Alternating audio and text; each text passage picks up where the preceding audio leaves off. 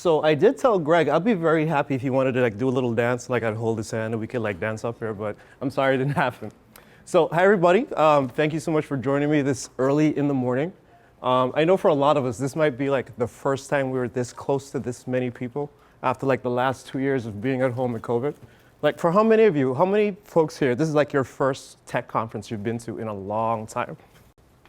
See, that's pretty much like most of the room. And this is also my first time standing in front of like this many people. So hopefully in the next hour or so, like I'll make some good use of your time. Hopefully you'll learn something cool and interesting. So really quick, so for folks that don't know me, again, my name is Cecil Phillip. I am from a country called Antigua. I know a lot of you folks may or may not have heard about that, but it is a very tiny place, very far away from here. But I've been in South Florida for a long time, right? Like I went to school here, I came to college here, and I've been in the community for a little bit. And just for context, if people don't know where Antigua is, we're up here, right? Where Jacksonville is. And then Antigua is all the way down there in the corner. Now, you know it's bad, like when you look at your country, you don't even get the little label, and you gotta keep zooming in until you finally see your country. Like that's how small the country is, right? But I came all the way from there. Moved to Florida, got my degree and all this types of stuff. And I had an opportunity to do a couple of things in my career. So I worked in education. Nova Southeastern University. I worked in healthcare for a little bit. Worked in stock trading. Used to write stock trading software. That was a little fun and also a little bit stressful too. Worked at Microsoft, and right now I work at Stripe, where I show folks how to collect money inside of their applications, right? But then outside of that, I've also done a couple of other things too, right? Like I'm a swimmer. I do scuba diving. I do podcasting. I do tons of different things. And on top of that, also, I'm also a father, right? If you take a look at this picture, you look at the lanyard. This is from Code on the Beach 2013. The picture on the right, you're right, is from Code on the Beach, the picture on the left is Code on the Beach 2013, picture on the right is 2019, right? So hopefully y'all have been bringing your families here too, and hopefully they're having a good time. But we've been doing this for a while. Now, the thing I really wanted to show you folks, why I'm showing you all this stuff, is that people usually ask me, well, how do you do so much? Right, like throughout your career, like you have a family, you have these things that you do in your spare time. Where do you find the time to continuously move forward? How do you find the time to learn? And then how do you choose the things that you focus on in your career? And that's a hard thing to do for a lot of us, right? And so in this talk, what I want to do is there's 3 things I want you to get. I want to talk about how you could optimize your time. We want to talk about how you can manage knowledge. And I also want to talk a little bit about how do you remove distractions, right? Like distractions are like the arch villain in our stories, right? Like we need to be able to remove those distractions if you want to be able to focus on the things that are going to help us in our career and help us move forward. So does that make sense? Yeah? All right, so let's go forward and talk about some stuff. Now, again, thinking about Antigua, when I was a kid and I was growing up, if I wanted to learn something, there was this place that, in the couple decades ago, like it had a room full of books. They call them libraries. I don't know if they still exist today, right? But that's what they called them. And the sum knowledge of all the knowledge in the world existed in this place. So if I wanted to learn something, I used to have to walk to this building. I have to check out a card. I have to go sit in the corner and be quiet. I had to read this book if I wanted to learn something. And if it didn't exist in this room, well, then I didn't learn it, right? I couldn't get that information. But the fact of the matter is, like, our world looks very different today, right? The fact, right now we're connected with all of these different devices, phones and tablets and smartwatches and all this types of stuff. And if I want to learn something, I could literally pick up a device right now and I can look for it. I don't have to walk anywhere. I don't have to leave my house, right? I'm at the convenience of my home, of my couch, maybe in your backyard hanging out. And you can learn pretty much almost anything you wanted to, right? We're creating so much more information today than we ever have in any other parts of our lives. But the issue with that now is that now that we're creating so much information, like our signal to noise ratio is off, right? We're creating so much knowledge, or we're creating so much information, it's kind of hard for us to know what to focus on, right? If you kind of look at this graph a little bit, like there's a level that we kind of get to where we're creating so much information, right, that the signal to noise ratio looks a little weird. And so I'm going to try and draw this little graph for you. Hopefully this works a little quick. But this is kind of like what we're doing, right? We're going this way. Like we're kind of going into that realm of like confusion. And so again, as you're thinking about your careers and you're thinking about like, what are the things that I focus on, it's kind of hard to know. How do I filter that stuff out, right? How do I know what's important and what's not important? How do I know what's true and what's not true? If we take a look really quick, so this graph comes from a company called Domo. And they do an interesting study every year. And this is about how much data is created every minute of the day, right? And I know hopefully y'all can see that. Hopefully that's big enough. But if you look at it, like look how many Facebook posts, Instagram posts, look at how much YouTube is watched for every minute of the day for people across the world, right? That's a lot of information. But how much of that information do you think is actually useful, right? How much of this is just like cat videos and pictures of me doing stupid challenges? And how much of this is actual stuff that's gonna help us be productive, it's gonna help you move forward in your career, it's gonna actually help you focus? Now again, I use social media too. I'm not saying you shouldn't use it. You know what I mean? For my job, I spend a lot of time on social media, right? Like sharing articles that we write and sharing videos that we do, right? I kind of have to be on there a little bit for what I do for a job. But then I also have to be able to filter out the noise, right? Like what are the things that are going to be important to me and what are the things that are not? And I think the sad thing about it a little bit is that we're kind of getting into this place that we feel a little bit lost as we're consuming all this information, right? Like the world for us looks a little bit different. And we kind of just don't know where we're supposed to be, right? The example I like to tell folks is that, we're so confused. We don't know the difference between science, politics, and religion, right? Like we don't know how to separate those things anymore. For us, it's all kind of muddled and it all kind of feels like the same thing. So hopefully what I want to try and do for you is let's try and think about like, what are the things that are important for us and how can we figure out, how can we use information and turn information into knowledge and turn that knowledge into something that can actually make us be productive today. Like I'm looking at all of you in the room and you're here at a conference. And I'm guessing you're here because you want to learn stuff. Maybe some of you came to hang out because there's a beach outside, and that's cool. I came to hang out at the beach too, because I like going to the beach. But then I'm going to guess most of you came to listen to certain speakers. You're going to go to certain sessions. Maybe there's problems that you have at work that you're trying to solve, right? And you're hoping maybe someone here in this community that you're in front of right now is going to be able to help you solve some of those problems, or at least answer some of your questions. Maybe even some of you came to get a little bit of inspiration, right? Like maybe you came to learn about something new, right? So what we're trying to do here is like we're trying to turn information into knowledge. And now let's talk about what's the difference between those things, right? If we think about information, information is really just stuff, right? It's stats, it's facts, it's things that we create and stuff that we just kind of put out there, right? But if information is just stuff, we can think about knowledge as like the whole puzzle. Information are the pieces of the puzzle, and the knowledge is like when we put those puzzle pieces together and we make something that's actually useful and actually productive, right? So this is a really interesting quote I got from Albert Einstein, right? Like, information is not knowledge, right? A lot of folks think just because I know a lot of stuff means that, it's actual good stuff to know, right? If you think about Jeopardy, or if you go on like some of those game shows, right? Like I might know a lot of stuff and maybe it might win me a lot of money at some point, but like, is that something that, for a lot of us, is that stuff that actually matters to us? Do we care about it? Or are they just like random facts that are taking up space in your head? And now as you have all this stuff in your head, you're trying to figure out, okay, well, how do I kind of put those pieces together, right? Like what's important, what's useful, what are the things that I actually care about? Another really cool quote I love from Mr. Einstein, right? Imagination is more important than knowledge. Like, what do y'all think that means? That's a rhetorical question. You don't have to answer me right now, right? But imagination is more important than knowledge, right? After we get that knowledge, like, what are we going to do with it? Right? What are the things that we can do that no one else has done before? What are the things that we're going to create for ourselves, for our families, for our companies? Right? Like, what are we going to do with that information that we get? Right? And so that's how we all evolve together as a community. That's how we all evolve together as people. Right? Let's get useful information and try and do something that's really interesting. Like I talked about my son a little bit. My son, he's a big Netflixer. Anyone here watch Netflix? So one of the things, that was probably a stupid question. One of the things that he likes to do, like whenever a new series comes out and they all drop all at the same time, there's like 8 episodes that come out all at once. And then what do? Watch the whole thing, right? So then where do you get those 8 hours from to watch all 8 episodes of a series? Where does it come from?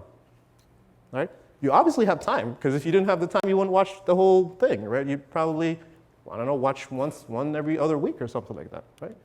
But the fact is we have time. So if we have time, then it means that we have space to learn things. So why don't we take a little bit less flicks That's probably really corny, right? I had to put that in. But why don't we take a little bit less flicks and maybe use that for something productive, right? Like, what are some of the things that you want to learn about in your career today, right? What are the things that you think are going to make you more productive in your job? What are the things that you think in the next, I don't know, 5 years, in the next 10 years, this is the space that I want to be in, right? Do you want to be a software developer in 10 years? Still, maybe, maybe not, right? Do you want to change careers and do something different? I know a lot of folks that do that. They're like, hey, I want to do this now, but maybe 4 or 5 years later, I want to do something different. So that kind of determines, like, what are the things I'm going to focus on, doesn't it? Right? If I want to do something later, like, should I start thinking about it now? Should I start reading about it? Should I watch a little less flicks and maybe take 4 out of those 8 hours, right, and learn something different and start involving myself a little bit better, right? Like, what do you do with your time today? Hopefully this week you're going to be listening to sessions, right? Taking notes, maybe writing a little bit of code, right? Probably answering email, right? Like, what are the things that you're going to do with your time? So again, like, I want to emphasize the fact that I feel like a lot of us are very unfocused, right? We're unfocused because we're watching Netflix and we're on our phones, and social media is kind of like coming at us at rapid fire, right? And when we think about learning, we think about evolving, we think about moving forward in our careers, like, we're very distracted. And we think about what distraction is. Distraction is like the arch enemy to, like, our story, right? Like, we're writing our story today. But if we have distractions, that means that we're losing a lot of that time with that story that we're trying to write, right? If you think about, like, if we're the superheroes, like, distraction is like your arch villain, right? If we're the Avengers, then, well, distraction is like Thanos. You snap your finger and your time disappears. You wake up and it's 5 years later and you're like, well, what have I done with myself? What have I done with these last 5 years, right? Where's it gone? So what we need to do is a couple of things. Like, we need to start creating focus. When we focus and we create that time, and then we use that time productively to learn things and try and figure out, well, what am I going to do, right? What am I going to create? What am I going to build, right? And then you use that and you apply your imagination to it. And then with that imagination, now we can all come together as a community and we evolve and we create really cool and interesting things. Now, for me, like, there's a couple of different types of distractions. There's the ones that we control and the ones that we can't control. So let's talk about the ones that we can't control, or at least the ones that I couldn't control. I'm going to show you a story. My son hates me because I keep putting up pictures of him on slides. For the last 2 years, or at least for the last year and a half, this is what my office looked like. My son was at home, he's doing homeschooling, and obviously he's taking over my desk. He has the touch screen, and he's, like, doing schoolwork. And notice, you don't even see me in the picture. I'm in the corner in this laptop that's, like, turned the other way. Like, he's kicked me completely out of my office. But the point I'm trying to make here is that now this is the distraction I couldn't control, right? Like, I can't control COVID, and I couldn't control the fact that he had to do school at home. So now, as I'm working too, right? Like, he has his job. He's a student. My job, I'm a developer. I do developer stuff. And so now what's happening is that he's coming to me. He's like, Daddy, the internet's not working. I can't hear my teacher. Her screen's cut off. And so what am I doing? I'm context switching, right? I'm over here and I'm in a meeting and I got to go back over here, right? Because I can't leave him. I can't leave him and say, oh, okay, it's fine, you can't hear, whatever, right? I can't say the internet's not working, whatever. I have to go back and forth. I have to context switch. And I'm moving back and forth, right? And so what does that mean for my effectiveness and my efficiency, right? Like, we talk about that a lot when we talk about, like, optimizing time. Effectiveness and efficiency. What do you think that does to my time, right? I lose a lot of time. I lose a lot of focus. But again, this is just one of those things that we had to deal with. And this is kind of what, like, we kind of evolved into. Now we're trying to do something a little bit different now. Let's talk about distractions that we can control, right? How many of you have at least half of these apps on your phone? I know more of you have these apps on your phone. Don't play with me. I know you do. Don't be shy. These are, like, some of the major distractions we have on our phone. And if you're like me, I'm the type of person that, like, when I look on my device and I see that little red bubble, like, it freaks me out. Like, I have to clear it. Like, does anyone get anxiety from notifications? Right? And you see the notifications, it's just like, I'm working, but, like, the phone is buzzing, and I have to, like, get rid of the red bubble, right? Because I can't focus otherwise. Like, it freaks me out, right? So what are some of the things that we do to try to get rid of this? I'm like, okay, well, I could put my phone away. I could turn it off. But here's the problem, right? And this is one of the ways I think we've failed as like engineers and software developers. One of the things that we often optimize for is to remove single points of failure. This device is a single point of failure in your life. Why do I say that? When I go to work, this is the thing that I two-factor off into my email with, into my corporate VPN with. This is the thing that I log into my house with. I open my door, my garage. This is also the thing that my son calls me on when someone needs to pick him up from school. What do you think is going to happen if I turn this off and I put it away? Probably going to have a bad day, right? Nothing good is going to come out of that. But this is also the thing, too, that I watch YouTube on, and I have WhatsApp on, and I have Slack on, and all these other things. So like all the things that distract me, as well as all the things that I need to do, are on this single device, right? We've created a single point of failure in all of these smart devices. And again, I'm not shading them. I have them, too. I get it, right? But now we have to try and figure out ways that we could remove these distractions, right? A lot of folks might have like those work profiles where like some apps are turned on during certain times of the day. Like that's a useful thing to do, right? Does this ever happen to anybody? I woke up one morning and my phone was like bzz, bzz, bzz, bzz, bzz, bzz, bzz, bzz. I'm like, what is happening right now? I got attacked by Dependabot, right? And this repo is at least like 3 or 4 years old. Like, why are you freaking, you know what I mean? Like, why are you sending me all of these messages from a repo that I didn't even really pay attention to nowadays, right? Again, distractions and notifications, things that I don't care about and things that you don't care about at the moment. Like, we can turn these things off. We can put them away. Or we can create some type of filter that's going to remove some of those distractions out of our day-to-day life because we just don't need all of that stuff, right? All right, so I've talked a lot about distractions. Let's talk about like actually doing something, right? Let's talk about how do you regain your time, right? And I'm sure you guys have probably heard a lot of this before, but sometimes you need to repeat things, and sometimes you need to hear someone else say it to make some sense out of it, right? The way that I like to approach it is when first I think when we go into our week, like let's start making a plan, right? What do I want to do today? What do I want to do this week? You're at this conference. I'm sure a lot of you have looked at the schedule. What sessions do I want to go to? Who do I want to listen to? What are the most things that I think are going to be most important for me to accomplish by the time I leave here on Wednesday or Thursday and go back to my job, right? Then when you think about making a plan, like look at all those tasks that you put together and how can I break them down into actual actionable things that I could do. I'll give you another example. I keep saying I have to clean the garage, right? How many of y'all have to clean your garage? And you've been saying that for like months. I need to clean the garage, okay? Well, what does that mean? What does it mean that I have to clean the garage? Maybe I have to sweep the floor, have to clear the shelves out, I have to put things in the boxes, right? What am I doing in my head? I'm starting to create like different individual tasks, right? It's kind of like when we think about epics. If any of you folks are PMs or do Scrum planning or anything of the sort, right? I have the epic, and I want to break the epic down into actionable tasks. Like, what are the things I actually want to do, right? And after I break them down, I'm going to put them into like sandboxes. I'm going to sandbox the time. So, okay, it's going to take me 10 minutes to sweep the floor, 20 minutes to clear off the shelves, right? Maybe I need to rearrange those things. I'll put another 20 minutes on it, right? In my head, I don't know about you, but in my head, when I do those type of things, it makes the task a little bit easier to complete, right? Because I can kind of see what the point is. Like, what am I trying to do here, right? So I've sandboxed it, and I've also prioritized it. So what if I clear the shelves first and sweep the floor? Or what if I sweep the floor first and clear the shelves? Is one dependent on the other? If I sweep the floor and I clear the shelves, no, the floor's dirty again. I got to sweep the floor again. I don't want to do that. I want to sweep it one time, right? How do you think you can apply that to like what you do today? And you apply that to your work, right?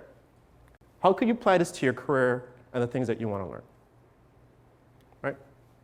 When we look at our lives, a lot of us are technical folks, a lot of us are engineers. Regardless of the level that you're in today, you probably have some type of process that you use at work. How can we apply software engineering to the things that we do in our day-to-day lives, right? When we think about making tasks and breaking them down, like we're talking about creating a priority queue, right? When we think about spreading things around, right? We're thinking about creating Kanban boards, we're thinking about creating tasks. Like we do these things in our day-to-day lives at work anyway. How can I apply some software engineering to my life to make it a little bit easier to deal with? Because again, we do it anyway, we do it at work. So why can't we do it at home? Right? Why can't we do it to make that time that we need to learn the things that we want to learn, to create the focus that we need to free up our time? We can, we just, again, you're thinking, oh, okay, I don't want to Kanban board my life because I don't want to bring work home. Well, that's not what we're talking about, right? I'm not talking about working at home, but I'm talking about giving yourself the time to be more efficient and giving yourself the time to do the things that you think are going to be important to you. Because again, Thanos is going to come, he's going to snap his finger. It's going to be 5 years later and you're going to be like, oh man, I never did the things that I wanted to do. I never read the books I wanted to read or learned the things I wanted to learn, right? I'm going to give you an example of something I wanted to learn. So I'm going to pick on my friend Aaron. Aaron is here. He didn't know I was going to pick on him, by the way. This is completely off the cuff. Aaron is here. Aaron is the creator of Akka.net, right? Actor Framework. Anyone knows what an Actor Framework is? A couple of you guys? Any of y'all have wanted to learn what an Actor Framework is? Or how to use it? Or how to apply it? Maybe? Okay, well you should go to his talk later because he has a talk coming up after this. But the point I'm trying to make is, I've been listening to him talk about this framework for maybe like 7 years now. Right? I've been listening to him talk about it. I've been listening to him build stuff. I've watched his videos on all kinds of stuff. I had the information coming in, but I never learned it. Why did I never learn it? Because I didn't have a reason to. What was I going to do with it? I don't know. We weren't using it at work, right? I needed like a driver. I needed like something to give it context, right? And that's one of the things that we think about when we think about learning, right? I need context. That's why your imagination comes into play. Now, 7 years later, I have a reason, right? I have a thing that I want to do, right? I have something that I want to build and I want to create. And so after listening for 7 years, I'm like, okay, you know what? Like now's the time. So you know what I did? I prioritized it. It is now a priority. It wasn't a priority 7 years ago. I was also a very different person 7 years ago, right? But now it's a priority and I want to do it, right? And so now I'm making the time to do it. Right? Same thing with everything else in my life. Same thing with when I decided that I wanted to get certified as a scuba diver. I always wanted to do it, but it wasn't time for me to do it. It wasn't time for me to prioritize it. But now it was. Well, maybe now I had the time to do it because, you know, we're off of COVID and I was bored and I needed something to do, right? But I gave it a priority, right? So again, think about what you're doing. Think about the things that you want to give priority in your lives, right? What are the things that you care about? What are the things that you want to do? And then how can you bring those things together? Right? Now, for me, like this is also, like after you've made your plan, after you've prioritized things, you go into a point where now you're in a constant state of self-reflection, right? Again, you've made your plan. At the end of the week, you think about, how did it go? Did it go well? Did it work? Did I learn anything? What did I accomplish this week? But on top of that, what are the distractions I had this week? And now how can I shift the balance a little bit, right? How can I turn off notifications, right?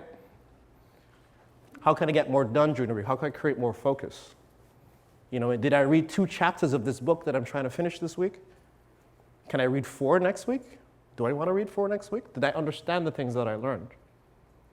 Right? You think about all of these things at the end of your week, and then as you're making your plan for the next week, or I don't know, maybe you make your plan every 2 weeks, whatever your time schedule is. How do I make a better approach the next time so that I become more efficient and I do more stuff, right? I become more effective. My effectiveness and my efficiency increase. Constant self-reflection, right? That's what we want to do. We want to keep reevaluating the way that we spend our time and the things that we do.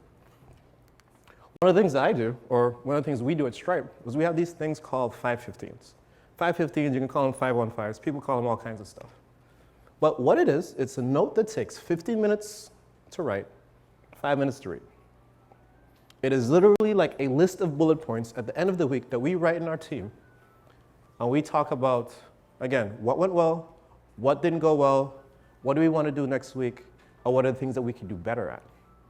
And it's public, internally public, right? The whole team could see it, and we could read it, or we could look and see, well, okay, Aaron needed help with this thing. John needed help with this thing. Paul needed help with this thing.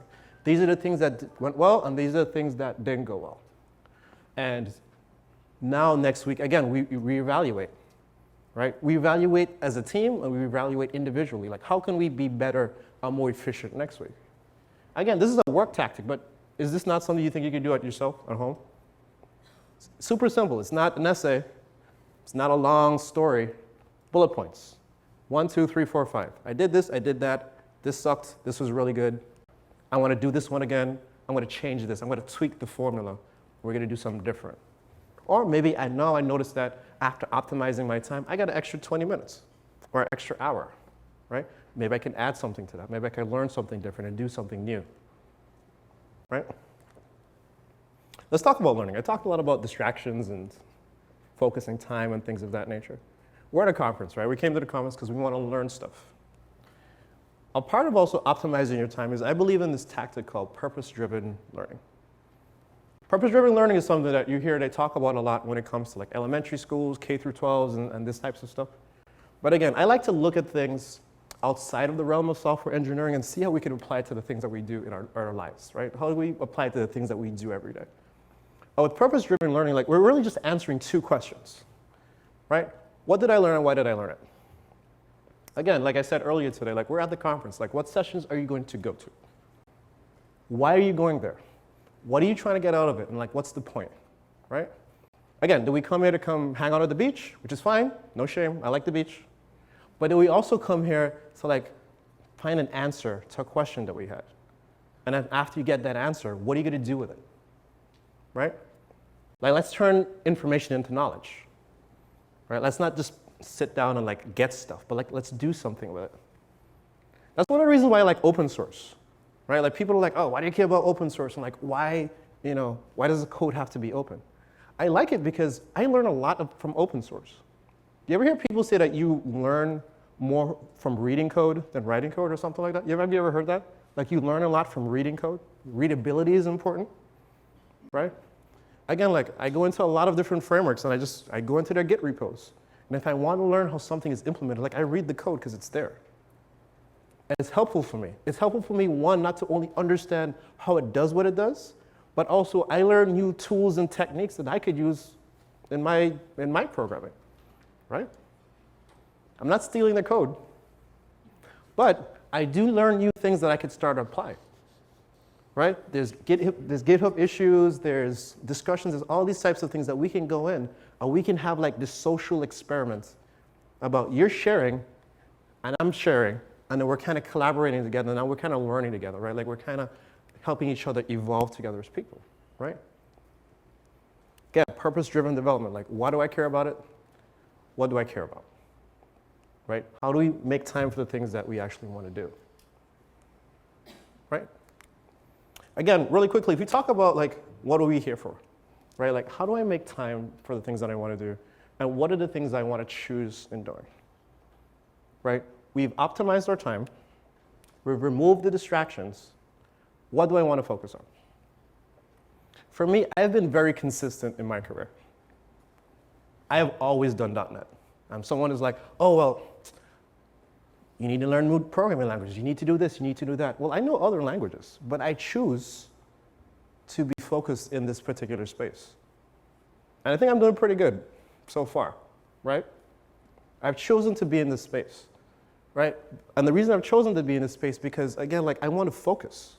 I want to focus on learning a particular thing. I want to focus on being good at something. Right? What's that saying? They go like, what's it go? Master of none, something like that. How's it go? Jack of all trades, master. There you go. Jack of all trades, master of none. Right? Information versus knowledge. Right? Signal and noise. Right? I've chosen to focus my signals. Now, there's other things we could learn about, right? Like maybe you care about machine learning, or maybe you care about quantum computing, or maybe you care about crypto. Do you have crypto people here? Yeah. Don't be ashamed. It's okay. It's a safe place, right? Maybe you care about crypto. That's fine, right? If these are the things that you care about, like focus on that, right? Like specialize, right? Specialty is good for us, right? Have you heard the story that like all of the COBOL programmers are making a lot of money now? Because there's not a lot of them left, right? I hope at some point I'm going to be like, well, all the .NET developers are making a lot of money now. And I'll be okay in like another 20 years. I'm not going to worry about it because, maybe we're all writing like Go and Rust and something else, and I'm just going to chill back writing ASP.NET for like 20 years. I'm fine with that. You know what I mean? I'm comfortable doing that because this is what I've chosen to do. So what are the things that you're going to choose to do? Like, what are the things you're going to choose to focus on? Again, I'm using the same words over and over again, right? Focus, distractions, right? What are you choosing to do? And being very intentional with your time, and these are the things that need to be in your head too, right? Like focus, distractions. How do I be intentional with the things that I'm trying to do, right? Where do you want to go in your career? What are the things you care about? How do you bring them together, right? A lot of folks say, hey, I want to learn something, but I don't know what to do with it. We talked about imagination, right? Like information and knowledge, knowledge to imagination. Like, what am I going to do with the things that I learn? And how do I retain that information? What I tell a lot of folks is find something that you care about. Like, what do you care about doing? I'm going to pick on somebody. I like picking on people. So I'm going to pick on you. What is something that you care about? My wife and kids, but that's not the right. Okay, you care about your wife and kids. No, I'm going to use that. That's fine. That's fine. You care about your wife and kids. She's not here right now, by the way. Okay, well, hi. Say hi, wave to the camera. So much. You care about your wife and kids, right? I'm going to guess you're a software developer? Yeah? Do you think families need software? Do you use software to help manage your grocery list? Do you use software to manage, I don't know, communicating with your parents that might live in the other side of the country or other side of the world? Do you think that you can learn something in software that you could use to help your families? Probably. Yeah? Maybe you're into race car driving. Maybe you're into swimming. I like swimming again. How can I use these things, the things that I like and the things that I want to learn, how can I put them together and create something useful? Right? It doesn't matter what it is. Maybe you're into woodworking. Maybe you're into, I don't know, maybe you do paintings. Right? Like, how can I take the thing that I care about and the thing that I want to do and put it together? And the reason that's important is because when you care about it, you're going to put effort into it. You're going to put effort into it, you're going to make time for it. Right? You're going to say, hey, I don't have time to do this. We got time to watch Netflix for like 8 hours. You care about it, and that's fine. You care about it, right? It's something that's interesting to you. What else is interesting to you that you could kind of put together? Why don't you write an app for Netflix? Why don't you write an app that helps you categorize your shows and gives you ratings, and then you can share with your friends, hey, this is what I'm watching. I think it's cool. Why not? For the fun of it, for the learning of it, for the exercise of software development, right? Another example I like to use, I don't know if you guys are sports folks or not. I watch a lot of sports. I watch a lot of basketball, right? If you look at some of the best athletes in the world, what do they do every day? They practice every day. Millions and millions of dollars, right? And they come outside, they go to the field, they go to their court, whatever, they practice. How many of you practice software development? How many of you practice writing for loops? How many of you practice like writing threads? How many of you practice, I don't know, deploying to Kubernetes? A lot of us don't. Okay, well, we got one guy that does. Shout out to him. Appreciate you, bro. Appreciate you, brother. But we don't, right? Why don't we do that? Right? Why don't we create that repetition? I've been repeating a lot of things. Why don't we do that? Why don't we create that repetition in our lives for the things that we care about, for the things that we want to do? I want to be a better programmer. People ask me that all the time. Read code and practice. Practice the thing that you care about. Practice the thing that you want to learn and the thing that you want to focus on. That's what you should do. Take the thing you care about, the thing you want to do, put it together, and practice. It's simple. Right? It is the simplest thing that you could probably do. Like, you don't need to read a ton of self-help books. You don't need to go spend millions of dollars on a career coach or anything of the sort. Well, maybe, nothing wrong with that. But then practice. Just do it. Make the time to do it. You know what I mean? Put Netflix on one monitor and your editor on another monitor and try and figure it out, right? Like, how can we do some of these things? Now, another thing I like to talk about as we're getting close to wrapping up a little bit, a huge part of us moving forward, again, is us coming together. I always like to say, like, I feel learning is a social exercise. And we have tons of options for being social, right? I showed tons of apps that we could share information, we could collaborate with each other. We have GitHub, we have Stack Overflow. I know we have a talk on Stack Overflow sometime later today. We have tons of ways that we can collaborate with each other, right? Like, let's use that, right? Let's come together and try and figure out how we could do it. Something that I never had when I was coming up, like, I never had a mentor. I wish I did. Never had a mentor, right? I had to figure it out on myself. I went to work, and my boss, first job I ever had, got me a book, 1,000 pages. And it took me 3 months to read that book. Not because I'm a slow reader, I had work to do. Worked in the day, read the book at night, 3 months, boom, and I burned through this 1,000-page book of how to do stuff. And then when I was done reading the book and I wanted to ask questions, no one in the office was willing to answer my questions. They're like, Cecil, it's 5 o'clock, I'm going home. But I'm like, but. They're like, nah, dude, I'm going home. I'm like, well, who's gonna teach me? I just got out of college. Like, I don't know anything. I don't know this code base. I don't know your patterns and practices. I don't know how to do stuff, right? Let's not do that for the next generation of developers we have coming up. Like, let's help them learn stuff too. Like, this is a learning job. If you're an engineer, like, you learn from the start to the finish, from college or coding boot camp or Pluralsight courses in your room, all the way to like you being senior architect or whatever the case is. We're learning the entire time because there's new stuff all the time. And if we can help those folks that are coming before us, you know, we could save them. We could save them from making the same mistakes we did 10 years ago. They could learn faster, and we can evolve faster. We can all get better together. But that's what we need to do, right? We need to bring ourselves together and try and help us evolve and do a better job of making better software, making better communities for everyone. So these are the takeaways. I feel like I've been talking a lot, so I'm going to give you all a break, disappearing a little bit. But these are the takeaways that I want you to have, right? How can you clear away distractions? What are the things that are important and not important to you? How can we get rid of those, right? Filter, create out email filters or whatever the case is, right? Prioritize the things that you want to do, right? What's important to you? What do I have to do now? What can I do later, right? What do I have to do in the next 5 minutes? Or what can I have to do in the next 5 months, right? Like, create that space and create that focus time for yourselves, right? Also, it's not important to know everything, right? I know a little bit about machine learning. I don't know how the algorithms work. I'm not really too concerned about how the algorithms work, to be honest with you. But I know what it could do, so I can have a little bit of a conversation about it. And then I can delegate. I can go to my teammate and be like, you know what, I'm going to work on this part and you work on that part because you're a machine learning person. I'm not. And I'm fine with that because I've created focus. I'm going to focus on the .NET stuff. That's what I want to do, right?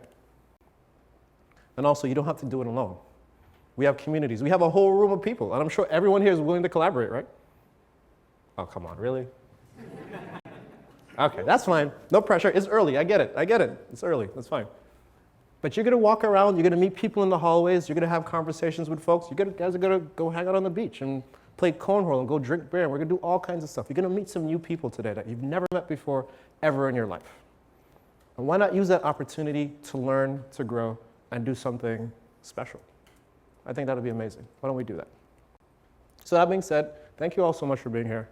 This is great. I'm very happy to welcome you all to Code on the Beach. I hope you have a good time at the conference.